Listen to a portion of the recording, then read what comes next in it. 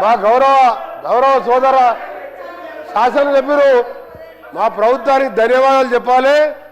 మీరు 10 ఏళ్ళు ఒక్క తెల్ల రేషన్ కార్డు ఇయ్యేందుకు, మేము తెల్ల రేషన్ కార్డు ఇచ్చి సన్నబియ్యం ఇస్తున్నందుకు ఇవాళ 20,000 కోట్లతో మా ఫైనాన్స్ మినిస్టర్ గారు ఇవాళ యంగ్ ఇండియా స్కూల్స్ పేరు మీద కుల మతాలకు అతీతంగా ఒక యంగ్ ఇండియా ఇంటర్నేషనల్ మోడల్లో ఇవాళ స్కూళ్ళు కట్టి సగం స్కూల్ పూర్తిగా వస్తున్నందుకు ఇవాళ ఆర్టీసీలో 278 కోట్ల మంది 11,000 కోట్ల రూపాయలు ఇవాళ ఆర్టీసీకి చెల్లించి ఉచితంగా మా అక్కా చెల్లెలు బడికి పోయినా, గుడికి పోయినా, అమ్మగారింటికి పోయినా ఉచితంగా పోతున్నందుకు, ఇంకా ఈరోజు మీరు గ్రామాలలో చూడండి, ఏ గ్రామానికి వెళ్ళా 30-40 ఇందిరమ్మ ఇళ్ళు కడుతున్నందుకు తప్పకుండా మీరు ధన్యవాదాలు చెప్పాలి.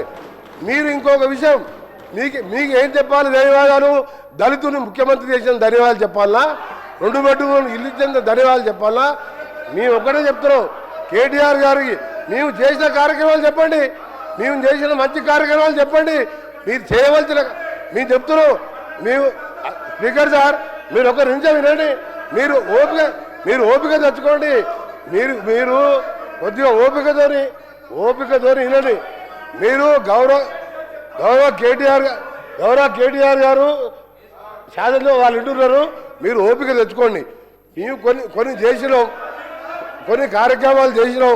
మొదటగా పేదవాళ్ళకు సంబంధించిన కార్యక్రమాలు చేసుకుంటూ అప్పుల బారిన పడ్డ ఈ రాష్ట్రాన్ని గాడిలో పెట్టుకుంటూ ఒక్కొక్క కార్యక్రమాలు చేస్తూ మీరు మొదలుపెట్టి రిజర్వాయర్ కట్టిండు, ల్యాండ్ ఎక్విజిషన్ లేదు, ప్రాజెక్ట్ లేవు, నీళ్లు లేవు, లక్షల కోట్లు అప్పు చేసాను.